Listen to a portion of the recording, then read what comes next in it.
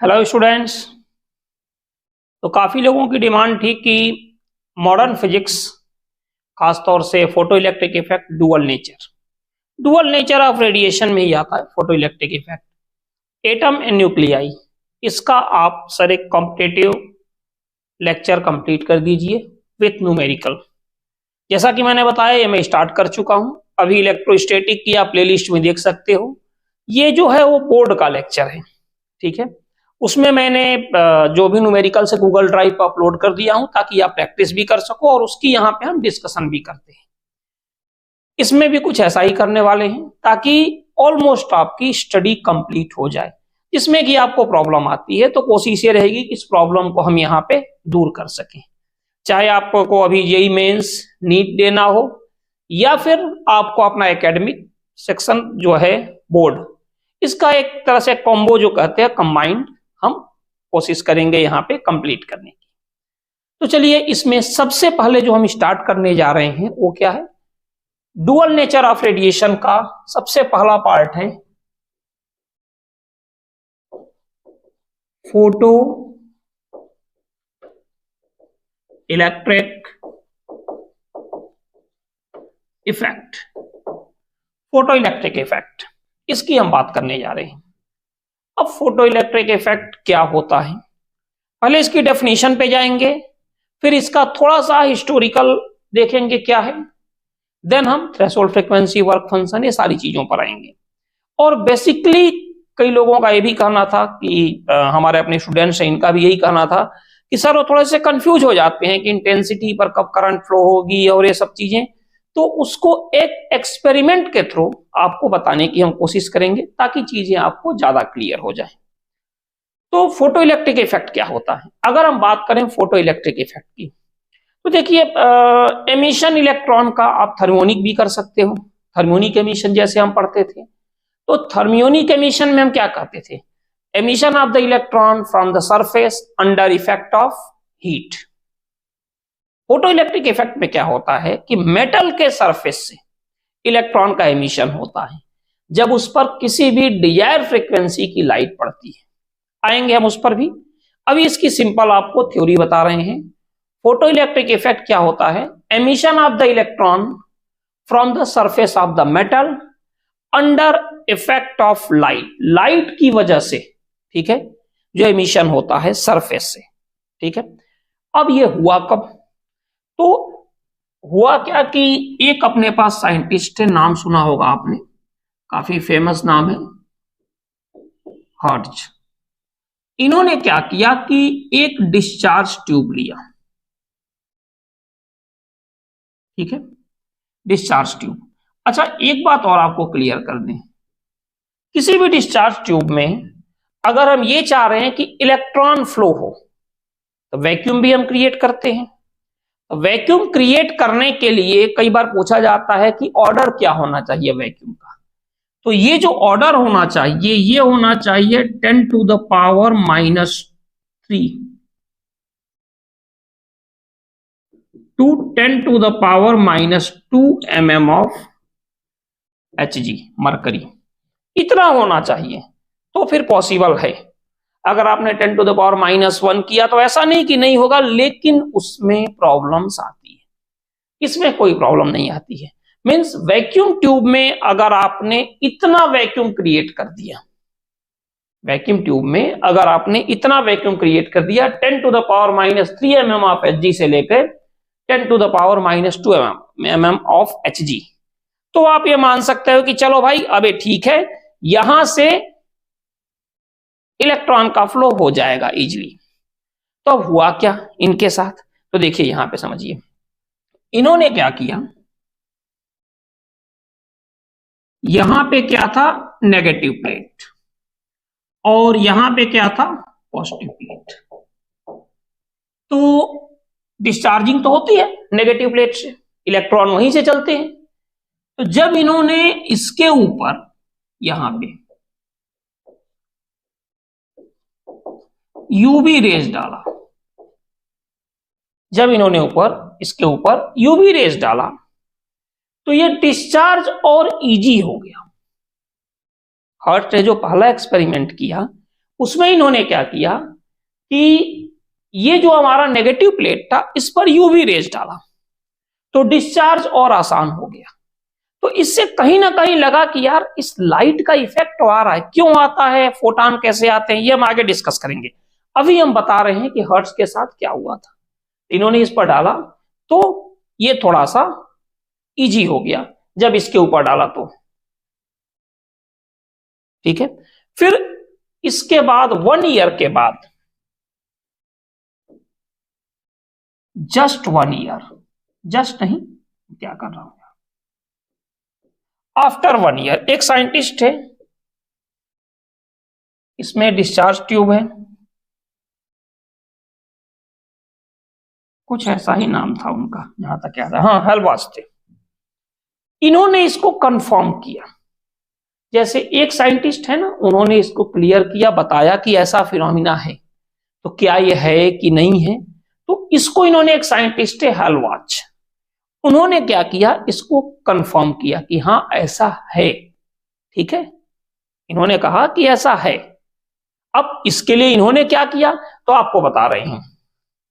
इन्होंने क्या किया कि एक ट्यूब लिया, वैक्यूम ट्यूब, वैक्यूम ट्यूब में इन्होंने क्या किया कि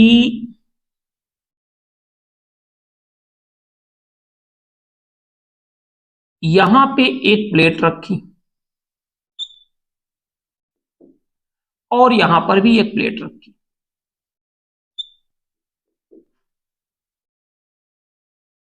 और फिर इन्होंने इसको गैल्वेनोमीटर से कनेक्ट कर दिया।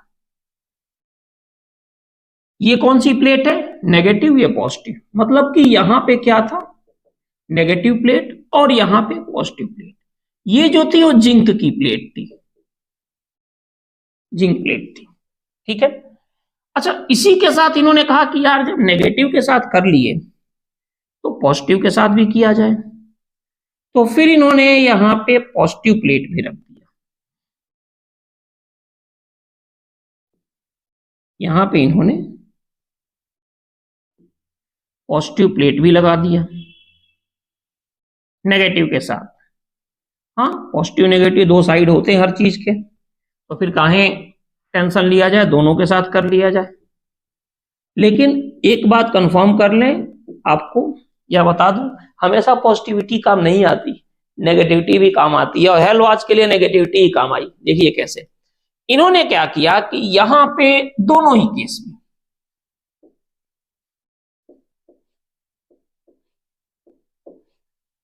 दोनों ही केस में यहां पे इन्होंने यूवी रे डाला, यहां पे इन्होंने दोनों ही केस में यूवी रेज डाला। अब यूवी रेज डाल तो दिया, यहां पे इन्होंने देखा कि गैल्वेनोमीटर में डिफ्लेक्शन आ गया, मतलब कि यहां पे करंट का फ्लो होने लगा, जबकि यहां पे इन्होंने देखा कि यहां पे करंट का फ्लो नहीं हुआ। अब ऐसा क्यों हुआ, क्योंकि देखिए नेगेटिव प्लेट है, नेगेटिव प्लेट है, तो जब इसके ऊपर यूवी रेज पड़ी तो इलेक्ट्रॉन का निकलना स्टार्ट हुआ। यहां भी निकलने की पॉसिबिलिटी थी, थोड़ी सी कम थी, क्यों, क्योंकि प्लस प्लेट है। प्लस प्लेट का मतलब ये नहीं कि इलेक्ट्रॉन नहीं है, कंसंट्रेशन कम है, ठीक है। प्रेजेंटेशन तो है, कंसंट्रेशन कम है। जहां मान के चलिए कि एक छोटे से एरिया में वहां 1000 इलेक्ट्रॉन है, तो यहां 5 इलेक्ट्रॉन ही होंगे। प्लस का मतलब ये है, तो इलेक्ट्रॉन तो दोनों जगह से निकले, यूवी रेज आई तो, ठीक है, लेकिन यहां पे इलेक्ट्रॉन प्रोपगेट कर गए, क्योंकि ये प्लस और माइनस की वजह से आप दो तरह से समझ सकते हो कि यहां पे एक इलेक्ट्रिक फील्ड जनरेट हो गई, और इलेक्ट्रॉन पे जो फोर्स लगता है वो कैसे लगता है, opposite to the direction of field. यहां पे प्रॉब्लम क्या हो गई कि अगर हम मान भी ले कि इलेक्ट्रॉन निकले, तो जो ऑलरेडी इलेक्ट्रिक फील्ड है इसने इनको वापस भेज दिया, इसीलिए यहां पे डिफ्लेक्शन नहीं हुआ। तो हेलवाच ने जो एक्सपेरिमेंट से इसको कंफर्म किया कि हाँ भाई ये फिनोमिना है, ठीक है, ये हमें देखने को मिल गया। अब हम आते हैं इसके बाद क्या हुआ, तो थोड़ा सा ये हम देखते हैं। तो फोटो इलेक्ट्रिक इफेक्ट में, जैसा कि अभी लास्ट में मैंने आपको बताया था कि हेलवाच ने कंफर्म तो कर दिया किसको, फोटो इलेक्ट्रिक इफेक्ट फिनोमिना को, या एक तरह से हर्ट्ज एक्सपेरिमेंट को कंफर्म कर दिया, लेकिन एक्सप्लेन नहीं कर पाए। मैंने तो आपको बताया कि ऐसा होता है, किस बेस पर बताया था, उसको कंफर्म किया लिनार्ड ने। एक्चुअल में थॉमसन ने सबसे पहले ऑब्जर्व किया 1898 में कि हाँ भाई, नेगेटिव प्लेट पर जब हाई फ्रीक्वेंसी की अल्ट्रावायलेट रे पड़ती है तो सर्किट क्लोज होता है, पॉजिटिव प्लेट पे नहीं होता। ऐसा हुआ तो फिर एक साइंटिस्ट है लिनार्ड, इन्होंने सबसे पहले इस चीज को बताया कि भाई जब नेगेटिव प्लेट पे हाई फ्रीक्वेंसी या अल्ट्रावायलेट रे पड़ती है तो इलेक्ट्रॉन बाहर निकलते हैं और सर्किट क्लोज होता है, कुछ ऐसे। इनके अकॉर्डिंग क्या हुआ, ये कोई वैक्यूम ट्यूब है यहां पे, और इसके अंदर इन्होंने क्या किया, लिनार्ड ने एक एक्सपेरिमेंट के थ्रू यहां पे प्लेट को रखा। काम वही किया जो हलवाच का था, लेकिन एक्सप्लेन एक तरह से इन्होंने इसको किया। यहां लगा दिया गैल्वेनोमीटर, और फिर क्या हुआ, यहां पे इन्होंने ये कौन सा प्लेट रखा, पॉजिटिव प्लेट यहां से, और ये नेगेटिव प्लेट। स्टार्टिंग में गैल्वेनोमीटर में क्या था, नल डिफ्लेक्शन, ठीक है, एक्सप्लेन किया इसको इन्होंने। फिर क्या हुआ कि जब यहां पे लाइट पड़ी, कौन सी, अल्ट्रावायलेट रे, इन्होंने जब यहां पे अल्ट्रावायलेट रे डाला तो उससे क्या हुआ कि तुरंत यहां पे डिफ्लेक्शन आ गया। जो ही अल्ट्रावायलेट रेज के ऊपर पड़ी, डिफ्लेक्शन आ गया। अब ये डिफ्लेक्शन क्या बता रहा है कि अल्ट्रावायलेट रे यहां पे पड़ी तो इलेक्ट्रॉन का यहां से एमिशन स्टार्ट हो गया, और इस पॉजिटिव प्लेट की तरफ क्या हुए, अट्रैक्ट। तो लिनार्ड ने कहा था कि इससे सर्किट क्लोज हो गया। जब इलेक्ट्रॉन यहां से यहां तक मूव किया, देखिए करंट का फ्लो कब होगा, करंट का फ्लो तभी होगा जब इलेक्ट्रॉन मूव करेंगे। अब यहां से यहां तक इनके बीच में जब अल्ट्रावायलेट रे नहीं पड़ रही थी तो फिर प्रॉब्लम्स आई। तो तब इन्होंने इसको एक्सप्लेन किया, और मिल्टन के साथ मिलकर इस चीज को इन्होंने पूरा किया। लिनार्ड एंड मिल्टन ने इस चीज को पूरा किया, सर्किट डायग्राम के थ्रू इसको एक्सप्लेन किया कि यहां से प्लस प्लेट ने इस इलेक्ट्रॉन को अट्रैक्ट किया, और इस तरह से करंट की डायरेक्शन आपको पता ही है, हमेशा क्या होती है, opposite to the direction of free electron, motion of free electron. अच्छा, इसी फिनोमिना को जब इन्होंने पॉजिटिव प्लेट पे किया तो कुछ नहीं हुआ, तो इसको भी इन्होंने एक्सप्लेन किया जैसा कि अभी मैं आपसे बता रहा था। तो जब पॉजिटिव प्लेट यहां पे आया तो गैल्वेनोमीटर में कोई डिफ्लेक्शन ही नहीं आया, ये प्रॉब्लम आ गई। जब पॉजिटिव प्लेट आ गया तो गैल्वेनोमीटर में कोई भी डिफ्लेक्शन नहीं आया, यहां पे कोई डिफ्लेक्शन नहीं आया, नो डिफ्लेक्शन, नल डिफ्लेक्शन इसको बोलते हैं। उसका रीजन क्या था, उसका रीजन वही था कि इलेक्ट्रॉन अगर एक दो निकले भी, इसने कहा चल यार वापस जा, ऑलरेडी ये माइनस है, इसने रिपेल करके भेज दिया इनको वापस। या दूसरे वर्ड में ये कहें कि यहां से यहां तक एक इलेक्ट्रिक फील्ड जनरेट हुई जिसने इलेक्ट्रॉन पर फोर्स लगाया opposite to the direction of electric field. तो ये कंडीशन हुई। इस बेस पे ये कहा गया, फोटो इलेक्ट्रिक इफेक्ट की डेफिनेशन तैयार हुई, और वो डेफिनेशन ये कहती है कि photo electric effect can be defined as a emission of the electron from the surface of the metal under effect of light। Light की वजह से जो इलेक्ट्रॉन का एमिशन होता है उसी को हम बोलते हैं फोटो इलेक्ट्रिक इफेक्ट, ठीक है। तो ये फोटो इलेक्ट्रिक इफेक्ट का पूरा आपका हिस्टोरिकल थोड़ा बहुत जो हम लोगों ने कवर करने की कोशिश की, बहुत ज्यादा इंपॉर्टेंस नहीं है, जितनी है केवल उतनी बताइए आपको, इससे हो गया। अब एक तरह से इंट्रोडक्टरी पोर्शन ये था जो कि हो गया। अब हम स्टार्ट करते हैं फोटो इलेक्ट्रिक इफेक्ट में क्या क्या फैक्टर्स होते हैं, तो चलिए उसको शुरू करते हैं। अब फोटो इलेक्ट्रिक इफेक्ट में जो हमारे पास क्या क्या कंडीशन है, इलेक्ट्रॉन क्यों बाहर निकलते हैं, ये थोड़ा सा हमें जानना है, ठीक है। तो पहले थोड़ा सा इसको भी हम समझ लें। जैसे मान लीजिए कि आपके पास ये कोई मेटल है जिसमें कि ये जो है ये क्या है, मेटल सरफेस है, ठीक है, ये मेटल सरफेस है। तो इस पे जो लाइट आती है, ठीक है, यहां पे जो लाइट आती है, तो सवाल यह है कि इलेक्ट्रॉन का एमिशन क्यों स्टार्ट होता है। भाई अब तक तो हम लोगों ने ये देखा कि चलो भाई हर्ट्ज ने ऑब्जर्व किया सबसे पहले, हेलवाच ने उसको कंफर्म किया, ठीक है, थॉमसन ने देखा इसको, थॉमसन के देखने के बाद लिनार्ड ने और फिर लिनार्ड एंड मिलिकन ने इसको एक्सपेरिमेंटली प्रूफ किया, दिखाया कि ऐसा होता है। लेकिन सवाल यह है कि चलो भाई पहले हुआ कि हाँ है ऐसा पॉसिबल है, फिर लगा कि हाँ ऐसा होता है, क्यों होता है ये जरूरी है। अच्छा एक चीज और बताएं, यूवी रे ही डाला गया, ऐसा क्यों, ये भी जरूरी है जानना। एक्सरे डाल दें अब भी ठीक है, विजिबल रे इंफ्रारेड डालें तो क्या एमिशन होगा कि नहीं होगा, ये भी है। या ऐसा तो नहीं कि कोई भी रे डाल दें तो एमिशन होगा या नहीं होगा, या पर्टिकुलर रे चाहिए, या इससे ऊपर की फ्रीक्वेंसी की रे चाहिए, या इससे नीचे की वेवलेंथ की रे चाहिए, या फिर इससे नीचे की फ्रीक्वेंसी पर भी काम चलेगा, ऊपर की वेवलेंथ पर भी काम चलेगा। ये सारे क्वेश्चन दिमाग में आएंगे। लेकिन इन सबसे जरूरी चीज ये है कि जब लाइट पड़ती है तो इलेक्ट्रॉन का एमिशन होने का प्रोसीजर क्या है, क्या वजह है कि इलेक्ट्रॉन का लाइट के पड़ने के बाद ही एमिशन होता है, ये भी जरूरी है जानना। तो बेसिकली क्या होता है कि मैंने आपको बताया कि मेटल के सरफेस पे जो इलेक्ट्रॉन होते हैं यहां पे, तो देखो इतनी एनर्जी तो होती रहती है कि ये पूरी बॉडी में फ्रीली मूव कर सके, बट इतनी एनर्जी नहीं होती ये मेटल के सरफेस को छोड़ के चले जाए।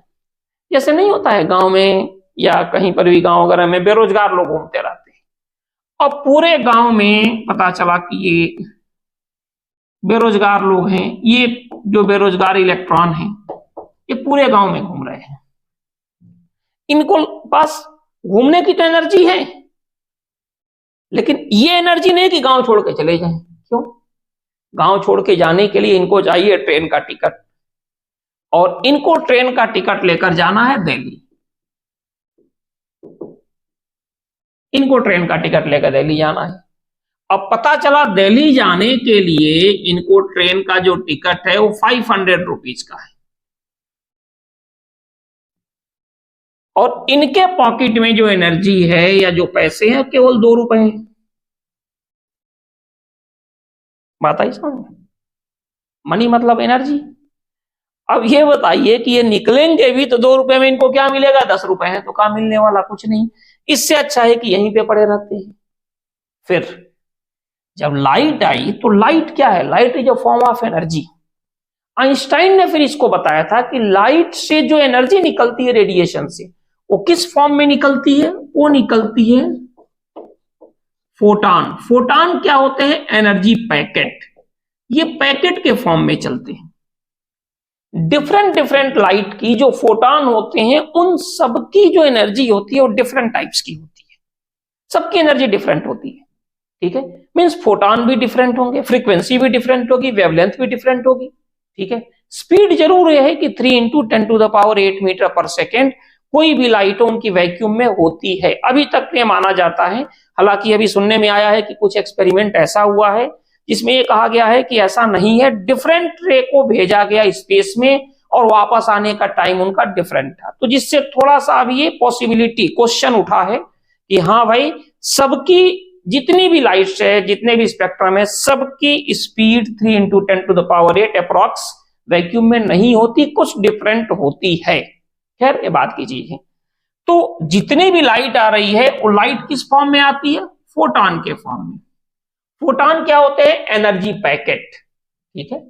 अब जो लाइट होती है उससे जो एनर्जी निकलती है वो क्या होती है, hν का पैकेट, या फिर E क्या होता है, hc/λ का। देखो इनसे एक चीज समझ में आ गई कि E डायरेक्टली प्रोपोर्शनल टू ν होगा और E इनवर्सली प्रोपोर्शनल टू λ होगा। जितने ज्यादा वेवलेंथ की लाइट होगी एनर्जी उतनी कम होगी। जितनी हाई फ्रीक्वेंसी की लाइट होगी एनर्जी उतनी ही ज्यादा होगी। अच्छा, एनर्जी ज्यादा होगी तो एनर्जी पैकेट जो आ रहे हैं मीन्स इनकी एनर्जी ज्यादा होगी। एनर्जी ज्यादा होने का मतलब क्या है, एनर्जी जो पैकेट जो फोटॉन आ रहे हैं इनकी एनर्जी ज्यादा होगी, अपने साथ ज्यादा एनर्जी लेके चलेंगे। जितनी हाई फ्रीक्वेंसी होगी उतनी ज्यादा एनर्जी लेके चलेंगे। अब पता चला हमने इंफ्रारेड डाल दिया, इंफ्रारेड की फ्रीक्वेंसी काफी कम होती है, आप भी जानते हो। अब इंफ्रारेड आ गया यहां से, जैसे कोई आदमी इंफ्रारेड का पैकेट लेकर आ रहा है, उस पैकेट को जब इस इलेक्ट्रॉन ने खोला तो उसमें से 100 रुपए निकले। इसने कहा नहीं यार काम का नहीं है, छोड़ो, ठीक है। इसके बाद से उसी में थोड़ा सा रेंज होता है, दूसरी आई इंफ्रारेड, ये 200 रुपए लेकर आई। एनर्जी या पैसे से कंपैरिजन करके बता रहा हूं, लेकिन अभी भी ये टिकट के लिए सफिशियंट नहीं है। इसने कहा छोड़ो यार ये भी पॉसिबल नहीं है। अच्छा, इलेक्ट्रॉन जो है ना वो ईमानदार है, इलेक्ट्रॉन जो ईमानदार है, ये नहीं कि चलो 100 इनसे लिया 200 इनसे लिया और अगले 200 आ रहे हैं उनसे लेकर चलो निकल लो, ऐसा नहीं है। इसके साथ क्या है, इसका जो पैकेट है ना इलेक्ट्रॉन का, उसमें बस एक ही फोटॉन आ सकता है। अगर आपको दूसरा फोटॉन लेना है तो इसको निकाल के फेंकना पड़ेगा, अगर आपको, क्योंकि एक ही पैकेट है इसके पास। फोटॉन एनर्जी पैकेट है, इसको रखने के लिए इसके पास इसके पैंट में केवल एक पैकेट है भाई। अगर ये आ रहा है पैकेट तो इसको रखेगा, और दूसरा पैकेट चाहिए तो भैया इसको निकाल कर फेंकना पड़ेगा। हम लोगों की तरह नहीं है कि एक पैकेट यहां पे, एक यहां पे, एक पीछे, एक यहां पे, ठीक है, तो ऐसा नहीं है, इसके साथ ये चीज है। अब क्या हुआ, चलो भाई इनसे काम नहीं चला, तो अब क्या हुआ, विजिबल लाइट डाली गई। विजिबल लाइट जो आ रही है उसकी जो एनर्जी को अगर पैसे में कंपैरिजन करें तो पता चला वो 400 रुपीज लेकर आ रहा है। इलेक्ट्रॉन ने कहा यार गड़बड़ हो जाएगा, हो नहीं पाएगा। फिर आई यूवी रे की बात, अल्ट्रावायलेट रे, high frequency, frequency high means high energy packet, यहां से अब इलेक्ट्रॉन को यहां ऑफर दिया कि लो भाई यूवी रे आ रही है और इसमें जो एनर्जी मिलेगी है 1000 रुपीज के बराबर है।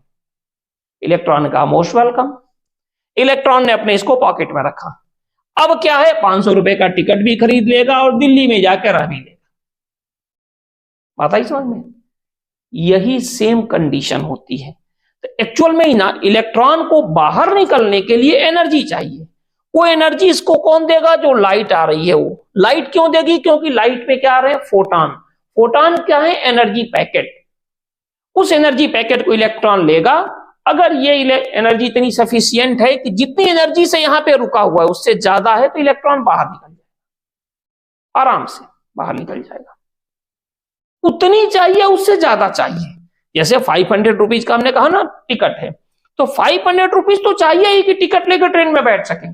ज्यादा जितना भी हो कोई दिक्कत नहीं, कम से काम नहीं चलेगा। 499 लेके जाएंगे तो काउंटर वाला कल हट नहीं दे रहे, 500 चाहिए, ठीक है। अब हम आते हैं इसके ऊपर। जैसे मान लीजिए फोटॉन से जो एनर्जी आ रही है, तो इसकी फ्रीक्वेंसी जितनी ज्यादा होगी, इस फोटॉन के थ्रू जो एनर्जी आ रही है, ये एनर्जी भी उतनी ही ज्यादा होगी, ठीक है। तो अब आप ऐसे समझिए कि मान लीजिए फोटॉन से जो एनर्जी आ रही है, उस एनर्जी को इलेक्ट्रॉन ने अब्सॉर्ब किया। इलेक्ट्रॉन को चाहिए 5 इलेक्ट्रॉन वोल्ट एनर्जी बाहर निकलने के लिए, और इस फोटॉन से जो एनर्जी आ रही है ये 2 इलेक्ट्रॉन वोल्ट की एनर्जी आ रही है। तो जैसा कि मैंने अभी कहा कि आप इनके पास केवल एक ही पॉकेट है, आपके पास जो भी पैकेट आ रहा है उसको उसमें रख लो। अगर आप उसको नहीं रख सकते तो अगले ये ना सोचो फिर उसको फेंको दूसरा रखो, ये नहीं कि 2 रख लिया आपने। इलेक्ट्रॉन के साथ भी यही है, जो भी एनर्जी पैकेट यहां पे आ रहा है, जैसे 2 इलेक्ट्रॉन वोल्ट का आया, इलेक्ट्रॉन को बाहर निकलने के लिए कितना चाहिए, 5 इलेक्ट्रॉन वोल्ट। कहेगा नहीं, हो नहीं पाएगा भाई, सॉरी छोड़ दो। अच्छा, थोड़ी सी फ्रीक्वेंसी हमने बढ़ाई, 3 इलेक्ट्रॉन वोल्ट आ गया, लेकिन इसको कितना चाहिए, 5 इलेक्ट्रॉन वोल्ट। काम नहीं चला, क्यों, ये नहीं कि 3 इधर रख लिया 3 इधर रख लिया 6 हो गया चल निकल, ऐसा नहीं, पॉसिबल ही नहीं है। देन और आगे बढ़ते हैं। 4 हुआ, जो ही 5 हुआ, चलो ठीक है। अच्छा, अगर 6 आया और अच्छी बात है, 7 आया और अच्छी बात है। भाई 5 तो इसको खर्च हो ही गए मेटल को देने में। मेटल ने इसको 5 इलेक्ट्रॉन बॉन्ड से जंजीर में बांध कर रखा है। भैया देखो, बाहर निकलना है तो इतनी एनर्जी, इतना पैसा हमें दो, तभी बाहर निकलेंगे। जज साहब नहीं होते हैं, कहते हैं हाँ भाई इतने का इनके ऊपर जुर्माना है, नहीं तो जेल में भेजो, इतना जमा करो तभी बाहर निकालेंगे तुम्हें। या आपने किसी से उधार ले लिया है, वो बड़ा खराब आदमी है, जैसे मूवी के विलेन होते हैं, उसने यही कहा कि देखो यार, उधार आपने लिया है हमसे इतने पैसे आप हमें दे दो, तो बाहर निकलोगे। अब आप क्या कहोगे? जैसे पता चला आपने किसी से 10,000 रुपए उधार लिया, पैसे उसको नहीं दे पा रहे हो, वो आया सुबह सुबह आपको टांग ले गया, चल यार बांध लिया। अब आपने कहा यार छोड़ दे हमें, उसने कहा छोड़ देंगे 10,000 दो। आपने किसी दोस्त को फोन किया, उसने कहा 5,000 रुपए ले लो, कह रहा नहीं काम चलेगा, हमें तो 10 ही चाहिए। अब कोई एक ऐसा दोस्त था, उसने कहा भाई 10 ले ले, बहुत प्रिय दोस्त है आपका, उसको बहुत खराब लगा, यार कैसी बात होती है, लो हमसे 25,000 रुपए ले लो। तो आप क्या करोगे? 25,000 पॉकेट में आ गए, 10,000 उसके मुंह पे मारो, 15,000 लेके आप निकल आए, कसम खाए भैया आज क्या उधार ही नहीं लेना, और कम से कम ऐसे आदमी से तो बिल्कुल नहीं लेना, वापस नहीं आना। यहां पे इलेक्ट्रॉन के साथ भी यही है। इलेक्ट्रॉन, जितनी एनर्जी इलेक्ट्रॉन को रिक्वायरमेंट होती है, जो कम होती है इलेक्ट्रॉन को बाहर निकलने की इसकी जरूरत है, उतनी एनर्जी इलेक्ट्रॉन को चाहिए। ज्यादा मिले वेल एंड गुड, नहीं मिल रहा है कोई दिक्कत नहीं, ठीक है। तो इसीलिए जब भी कोई फोटॉन यहां पे पड़ते हैं, इलेक्ट्रॉन उस एनर्जी को एब्जॉर्ब करता है, ठीक है, या अपनी एनर्जी को इंक्रीज करता है, काइनेटिक एनर्जी को। अगर ये एनर्जी जितनी एनर्जी से यहां पे अंदर रहता है उसके बराबर है, उसके इक्वल है, या उससे ज्यादा है, तो इलेक्ट्रॉन बाहर निकल जाएगा। नहीं है, इलेक्ट्रॉन देखता है, छोड़ देता है, अगले का वेट करता है, ठीक है। तो ये रीजन होता है जिसके बेस पर हम बोल सकते हैं कि फोटो इलेक्ट्रिक इफेक्ट में इसलिए इलेक्ट्रॉन बाहर निकलते हैं। अब इसमें 3 पॉइंट्स आता है जो अभी आपको बता रहे थे। एक आया थ्रेशोल्ड फ्रीक्वेंसी, एक होता है थ्रेशोल्ड वेवलेंथ, और तीसरा आता है थ्रेशोल्ड एनर्जी या वर्क फंक्शन। ये क्या होता है, इसको हम डिस्कस करने जा रहे हैं। तो अब इसमें 3 चीजों की बात आती है जो मैंने आपको कहा था।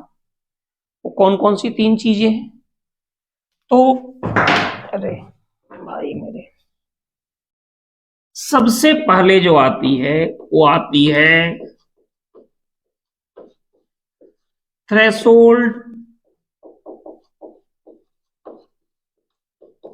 फ्रीक्वेंसी, ठीक है। सबसे पहले जो बात आती है वो थ्रेशोल्ड फ्रीक्वेंसी आ रही है।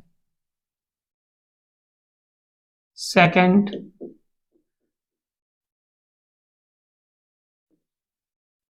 थ्रेशोल्ड वेवलेंथ, एंड जो थर्ड आती है वो आती है थ्रेशोल्ड एनर्जी। इन 3 का पहले हम डिस्कस करें। इसी को हम बोलते हैं, आपने नाम सुना होगा, वर्क फंक्शन। इसका नाम है वर्क फंक्शन।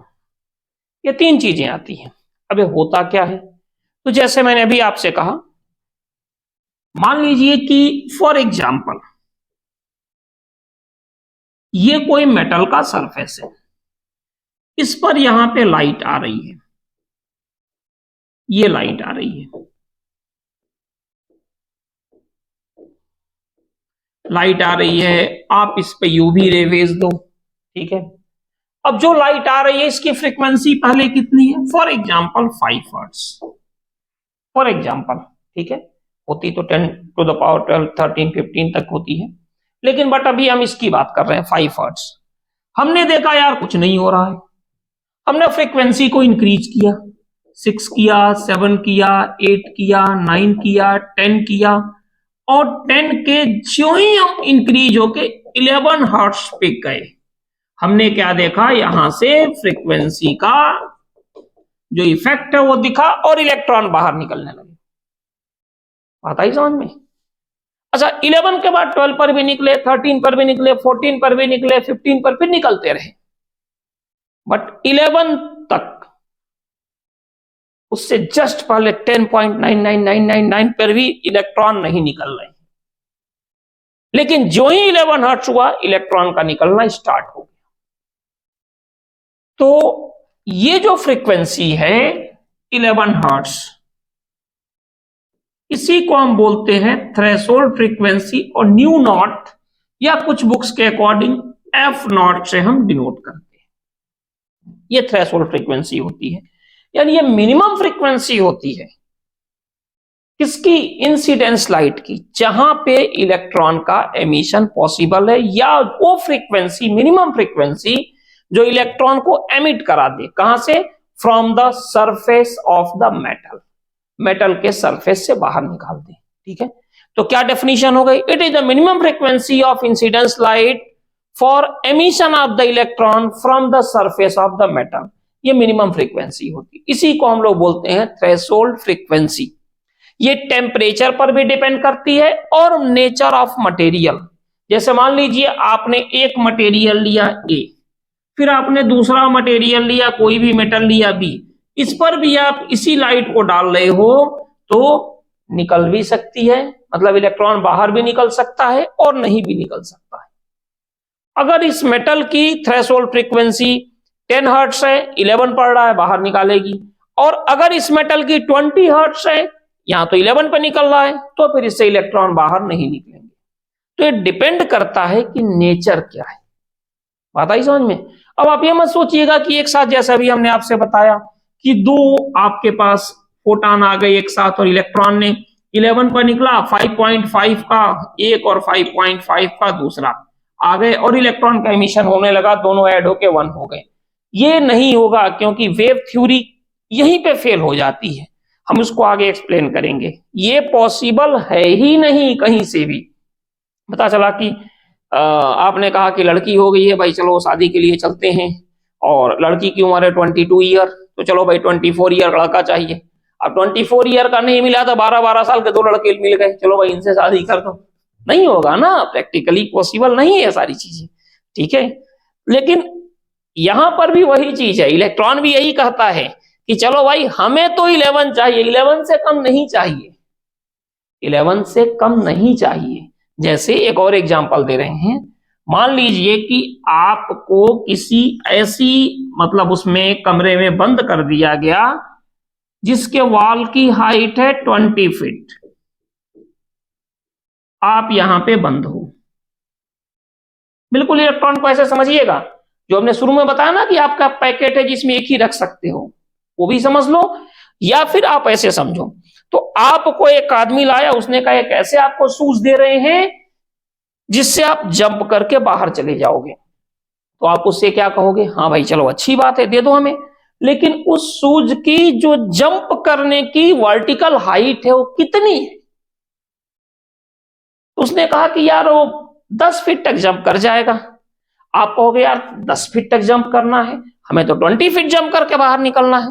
अरे कोई बात नहीं, 2 जोड़ी दे रहे हैं, हवा में थोड़े जंप करोगे, 10 फीट जंप करके हवा में रजनीकांत स्टाइल में बदला और फिर निकल गए, नहीं है ना पॉसिबल। आपको जो शूज चाहिए वो या तो 20 फीट जंप करे या 20 फीट से ज्यादा जंप करे, इससे कम में काम नहीं चलने वाला। यही कंडीशन है किसके साथ? इलेक्ट्रॉन के साथ। जो उसको थ्रेशोल्ड फ्रीक्वेंसी चाहिए उतनी फ्रीक्वेंसी तो मिलनी चाहिए, या तो इतनी मिले या इससे ज्यादा मिले। ठीक है, अब देखिए फिर एक चीज और आती है जिसका नाम है थ्रेशोल्ड वेवलेंथ। थ्रेशोल्ड वेवलेंथ क्या होता है? तो थ्रेशोल्ड वेवलेंथ, जैसे कि हमने कहा ना, इक्वल टू क्या होगा? H new. थ्रेशोल्ड फ्रीक्वेंसी के लिए क्या होगा? H new not. और वेवलेंथ की बात करेंगे तो देखो ये पहुंचता है कहां पे? डिनोमिनेटर में, lambda naught. Threshold wavelength lambda naught. ये क्या है? ये जो है ये मैक्सिमम वेवलेंथ है जहां पर एमिशन पॉसिबल है। इससे आपने ज्यादा किया तो अच्छा, इससे बढ़ा दिया तो एनर्जी कम हो गई, एनर्जी कम हो गई तो इलेक्ट्रॉन के लिए नहीं है, नहीं अब नहीं निकल रहा है भाई, या मेटल कहेगा नहीं छोड़, एनर्जी कम हो गई। तो इस चीज को याद रखना। थ्रेशोल्ड फ्रीक्वेंसी क्या होती है? It is the minimum frequency for emission of the electron from the surface of the metal. Minimum, maximum कुछ भी कर दो, मिनिमम इतनी चाहिए।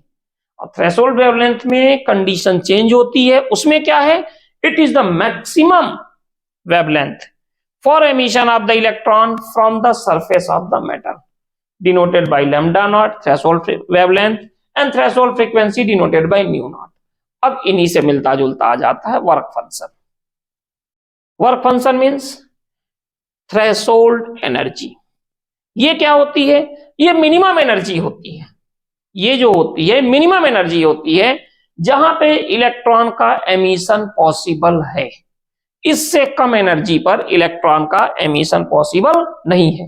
या दूसरे वर्ड में हम बोल दें, at threshold frequency the energy of the photon is called threshold energy और वर्क फंक्शन. या फिर आप ये बोल सकते हो, it is the minimum energy required for emission of the electron from the surface of the metal is called threshold energy और work function.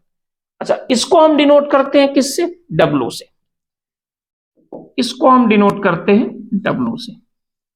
तो क्लियर है? तो अपने पास क्या कंडीशन आ गई? तीन चीज आ गई. थ्रेशोल्ड फ्रीक्वेंसी क्या होती है? मिनिमम फ्रीक्वेंसी होती है इलेक्ट्रॉन के एमिशन के लिए from the surface of the metal. ठीक है, threshold frequency is the minimum frequency for emission of the electron from the surface of the metal. First denoted by nu naught. ठीक है. Then threshold wavelength, it is the maximum wavelength for emission of the electron from the surface of the metal and it is denoted by lambda naught. And last, work function or threshold energy, it is the minimum energy required for emission of the electron from the surface of the metal. अच्छा, ये तीनों की तीनों चीजें, work function, threshold frequency and work function और threshold energy, threshold frequency and threshold wavelength, ये जो होते हैं तीनों के तीनों ही इस पर डिपेंड करते हैं,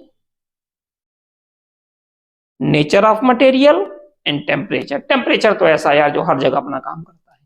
ठीक है, तो ये हो गया. इसके बाद अब थोड़ा सा हम बात करेंगे कि स्टॉपिंग पोटेंशियल क्या होता है और ये सारी चीजें. तो इसको हम अगले लेक्चर में बात करते हैं. ये लेक्चर तो पूरा इंट्रोडक्शन में ही चला गया. ठीक है, तो चलिए फिर नेक्स्ट लेक्चर में हम मिलते हैं और उसमें कैसे कैसे कंडीशन होती है, क्या होती है, ये हम डिस्कस करेंगे. ठीक है, तो चलिए मिलते हैं अगले लेक्चर में. Thank you.